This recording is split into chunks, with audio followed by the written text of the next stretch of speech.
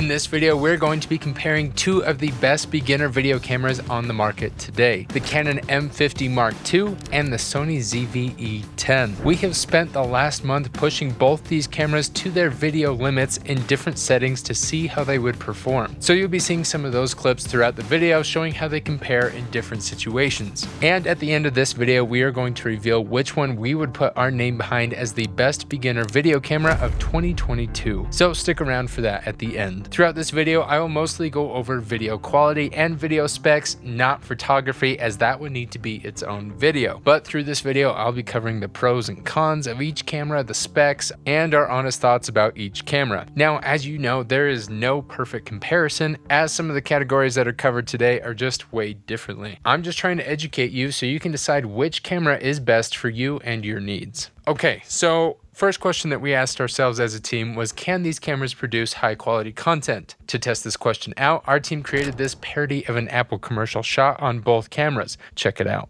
Can I ask you kind of a personal question? Are you a Canon or a Sony guy? Depends on the camera. How about the Canon M50 Mark II versus the Sony ZV-E10? Well, both are very affordable. Both great for beginners. I know, but if you had to choose one, what would It's it not be? the camera, Watson. It's the person behind it.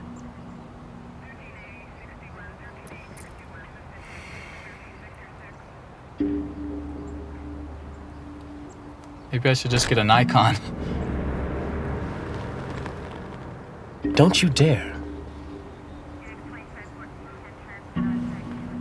Okay. Won't do that.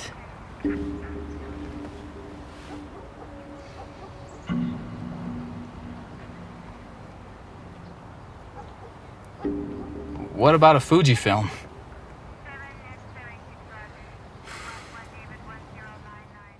If you want to see the full exclusive job shadow of how we shot, lit, and captured audio for that scene, make sure to check out our full online film school, Full-Time Filmmaker. Not only do we teach stuff like this, but also how to become successful on YouTube, film weddings, and take pictures professionally, and much, much more. So link for that is down in the description below. Now, let's get into the specs. First things first is price. Now, when starting out, you don't have a huge budget, so we wanted to keep these below $800. Now, I know you're going to say that's still expensive, but us over at Full-Time Filmmaker wouldn't feel comfortable recommending cameras much cheaper than this to get high quality content. The Sony ZV-E10 with the lens comes in at $798, whereas the Canon M50 Mark II with the lens comes in at $699. So about a $100 difference from each other. Because the Canon is cheaper, it gets the point in this category. But does that extra $100 make a difference? Let's keep going and find out. Next category is size and processors. Now, there was a Mark I to the M50 Mark II. This is their second edition, which they made slight improvements on. In my opinion, it wasn't enough to necessitate a Mark II. Inside the Mark II, there's a 24.2 megapixel APS-C CMOS sensor and a Digic 8 processor. It is a great sensor for video, and Canon has been using it for years, so it's tried and true. Inside the Sony, it features a 24.2 megapixel APS-C XMAR sensor and a Bionz X processor.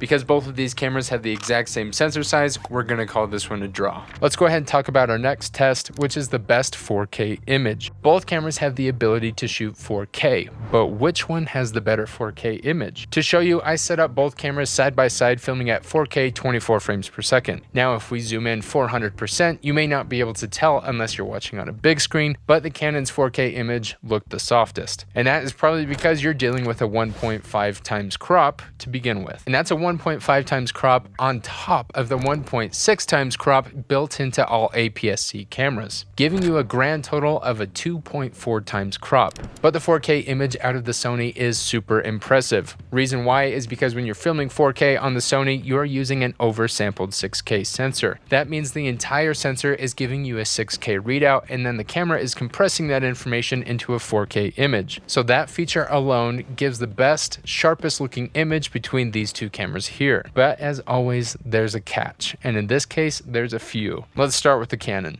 I will never understand why they did this, but even though the Canon is capable of capturing 4K, you should really stick to 1080p. Here's why. Not only do you have a huge crop factor when using 4K, like I already mentioned, but it also disables the use of the camera's dual pixel autofocus.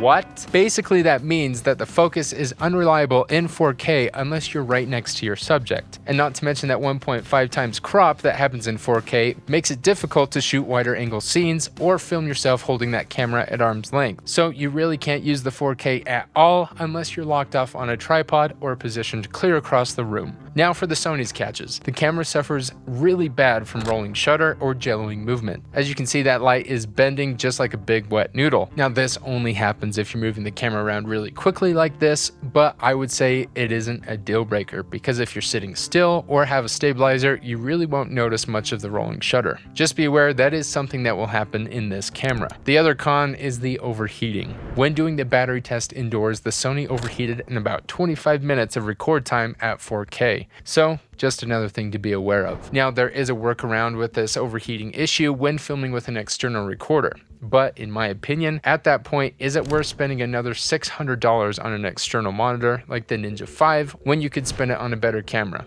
No, it's not. Although Sony did have some catches, the fact that you can't use dual pixel autofocus in the Canon is ridiculous, and why the Sony is the clear winner here. Moving on to our next test, autofocus. Both of these cameras have great autofocus systems, but only when you can use them. Like I mentioned in the last category, Canon still has their dual pixel autofocus, but only when filming in 1080p. If you film in 4K, you only have access to contrast detection only. So if you're content with 1080p, you can use dual pixel autofocus, which allows you to use eye tracking on your subjects. A feature you would usually find on more expensive cameras like the Canon EOS R5. In the Sony, they incorporated a 425-point fast hybrid autofocus system, which blends both phase detection and contrast detection methods to achieve focusing performance that is fast, natural, and accurate. All of the tests you are seeing are done on continuous autofocus with wide autofocus zones and eye tracking turned on, so that the cameras are doing all the work. You'll notice that Sony looks a little bit sharper because in order to do the dual pixel autofocus, we had to shoot in 1080p. That being said, I'm happy to give the point to the Sony because it allows for eye autofocus in 4K and also offers some additional gimmicks, if you want to call them that. On the camera, they have a button that allows you to clear the bokeh or add bokeh to the background like you see on your screen now. It also has a product showcase button that allows you to hold up a product and the camera will snap focus to that product until it has left the frame. And then once it does, it will snap focus back to your face. I have found myself really liking this product showcase button because we do a lot of product review type work like you're watching right now. So it was really nice to have. In the end, they are nice features, but still a little gimmicky in my opinion. Now you may be asking at this point, well, why can't I just use my iPhone? Do I really need to buy a dedicated camera? And the answer is yes. The iPhone is an amazing camera to start practicing with and achieve amazing results if you know how to use it well. But we don't recommend shooting on an iPhone professionally as it has too many limitations and quirks that these dedicated cameras have the upper hand on. So we do recommend at least investing in a dedicated camera like the two that we have here, if you want to take videos seriously and begin doing it professionally. But let's go into our next category, frame rates and formats. This point may not matter to some, but for those beginners wanting to get the most out of their camera, this spec is for you. In the Sony, 4K UHD video recording is possible up to 30 frames per second. In full HD 1080p, frame rates include 24, 30, and 60 frames per second. The ZV-E10 also offers high-speed shooting capabilities up to 1080 at 120 frames per second. In addition to internal recording, like I mentioned previously, you can record to an external monitor through the HDMI on the side for a clean 4K recording with 422 sampling and no overheating. So you can get much more information to play with in post and overall a better image. The Canon does pull away with a slightly better bitrate when filming at 4K, capturing 24 frames per second at 120 megabits per second using the H.264 codec and IPB compression. What that means for you is, well, Nothing really. It's silly that they offer that kind of bitrate when filming on an APS-C sensor and then cropping in 1.5 times to get that 4K image, because you really can't do anything with that additional information the camera is capturing. As far as full HD 1080p frame rates, you have the options of 24, 30, and 60 frames per second. The M50 Mark II also has the ability to film 120 frames, but only at 720p resolution. That was a lot of technical stuff, I know, and many of you may not understand what codecs and megabytes per second do, but we do teach that more in depth in the course, so if you're confused, link for that course is down below. But to sum it up, the Sony won again. Let's get on to the next one. Best slow motion quality and options. In the point we just discussed, we mentioned that both of these cameras can shoot 120 frames per second. But can they do it well? On the screen, you're seeing a slow motion test of me on a snowmobile. The M50 Mark II takes the last in this test because it will only capture 120 frames per second at 720p. In my opinion, I don't think 720p is enough for professional work, and I would never find myself using it, which leaves the ZV-E10 as the clear winner in this category because it can capture 120 frames per second, but in 1080p. Next topic is stabilization. It is important to note that on both of these cameras, mechanical image stabilization is only offered by the lens. So if you have a lens that says IS on it, you're good to go. Both of these cameras have electronic stabilization, but they impose a crop on the image. And on the M50, that additional crop is on top of that 2.6 times crop. So let's go ahead and break down these crop factors. When filming in 4K on the Canon, the crop is as follows. When IS off, you have a 1.55 times crop, IS standard 1.73 times crop, IS high with a 2.2 times crop. In 4K on the Sony, IS off 1.08, IS standard 1.08, IS high 1.19. Here again are those tests, but this time while tracking with a subject. When IS off, you have a 1.55 times crop, IS standard 1.73 times crop, IS high with a 2.2 times crop. In 4K on the Sony, IS off 1.08, IS standard 1.08, IS high 1.19, but which one has the better overall stabilization? From our test, my vote goes to the Sony. Overall, it felt less robotic compared to the Canon. Though there were still some little jumps at times, I love the results that the camera produced. Next, let's talk lens options.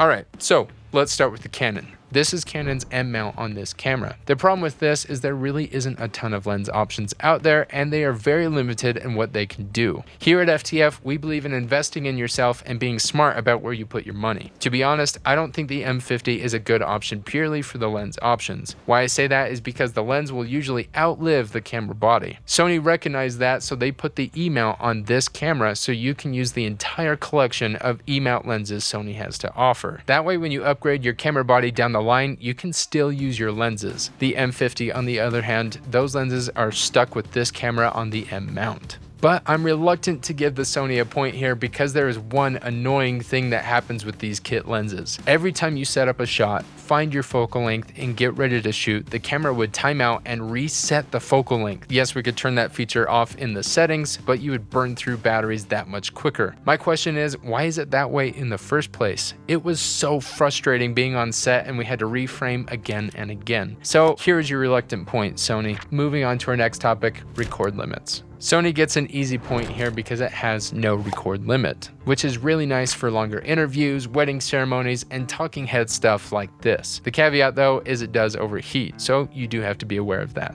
The Canon is limited to 30-minute record time like every other Canon apart from their Cineline cameras. So Sony wins in this one because they're obviously prioritizing video over photo, where the Canon is trying to find a happy middle ground. And to a videographer like me, that makes me very happy. On to the next topic, which may end the Sony win streak. The infamous color science. This one is the biggest reason why the team and I stick with Canon, because we think their colors look less artificial and more true to life than Sony. The last video we did comparing the A7S III to the Canon R5, the Sony showed more yellow and green depending on the environment we were shooting in. And the video we did before that, we reviewed the A7 III and the 1DX Mark II. In that comparison, the Sony's blues were a bit too purple. And like that review, this one you're seeing right now is the same. In this test you're seeing right now, the sky is more purple than blue compared to the M50. Now don't get me wrong, not getting perfect colors straight out of camera isn't the end of the world. We found that by fixing the magenta tint in post really fixed that blue sky. Definitely not a deal breaker, just requires a little bit more work in post. So although Sony is close, the Canon still reigns supreme in the color realm. Point to the M50. Next, let's test dynamic range and picture profiles. We did a variety of tests comparing their picture profiles to see which one had the best dynamic range. Now, one thing the Sony ZV-E10 has over the M50 Mark II and most other cameras in this price point is Sony's cinema picture profiles, of which there are 10 different options. These profiles offer the ability to shoot low contrast looks for more grading in post. The camera also offers S-Log 2 and 3 as well as HLG capture, but keep in mind this is an 8-bit color depth camera, and S-Log 3 and HLG footage will more readily fall apart a bit when graded. So you'll have to take these tests with a grain of salt because your flatter profiles really get hurt by that 8-bit color depth. The Canon doesn't have a log profile, so we created our own picture profile, which originates from the Neutre picture profile with contrast set to 0. We did this to give the image a flatter look to try and preserve those highlights and shadows, which gives us in the end a better dynamic range. But as you can see, even after doing that, the Sony is the clear winner. This test you are seeing is using the PP5 or Cine 1 picture profile. This was my favorite setting to use as it let me have a little bit of flexibility in post without getting strange artifacts from the 8-bit color depth, but also retain the information in the highlights a little bit better, so point to Sony here. Next test is low light. We tested both cameras filming at 4K 24 frames per second, 1/50th shutter speed, and a variety of different ISO levels to find the cleanest image. I would recommend not surpassing ISO 3200 on the M50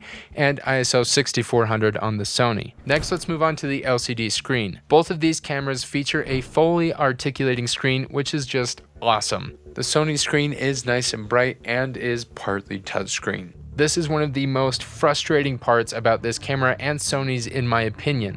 Why can't you just make the whole system touchscreen, Sony? Come on. The M50 has the same screen, but this one is all touch. Your settings, shooting resolutions, aperture, etc. The benefit to this is you can quickly change your settings depending on what you're shooting. So the point goes to Canon because it's easier to see in direct sunlight and you just can't beat that touchscreen. On to our next topic, battery life. When doing the battery test, we set these indoors shooting the same subject. The Sony will last around 80 minutes continuously recording at 4K 24 frames per second. Granted, it doesn't overheat. The Canon M50 takes first in this category, lasting 130 minutes, continuously recording at 4K 24 frames per second. One thing to note on as well on the M50, USB charging isn't supported, so don't lose the charger that comes with the camera. On that Apple Parody set, we were running low on battery life, so we tried to hook up an external battery to charge the camera, but it didn't work. But we plugged in the E10 and it started charging right away. So just something to think about, but for the sake of this test, the Canon won in the duration, so point to Canon.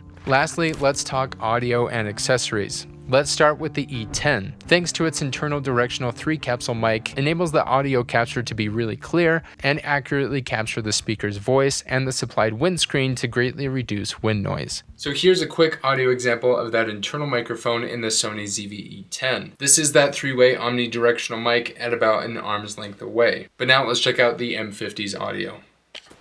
And here's that Canon M50 internal audio microphone. Now this camera does have an option to buy a creator kit, which includes a tripod, tether cable, and a microphone. So we're gonna go ahead and switch over to that internal microphone now. And here is that external microphone on the Canon M50 Mark II. Now I am a little surprised that the audio coming out of this mic isn't shockingly different than the internal microphone that you hear. Now honestly, to me, I don't think the creator kit is worth it when that audio isn't that much better than the internal microphone. But those were those quick tests. Let's get back to the video. For expanded audio options, the ZV-E10 includes a digital audio interface via the MI shoe on the top, which you can connect to an external directional microphone, which is a great option for talking heads and vlogs. They also included a headphone jack that allows the camera op to accurately monitor sound recordings. The Sony can also be plugged directly into a computer and uses a webcam for streaming. The M50 Mark II doesn't have a great onboard mic like you just heard in that quick audio test a couple seconds ago. The creator kit is available to buy, but I would honestly recommend you upgrade to a Rode VideoMic Pro before buying the creator kit. On the body of the M50, you can also wirelessly live stream to YouTube given that your internet signal is strong enough, which I thought was pretty cool.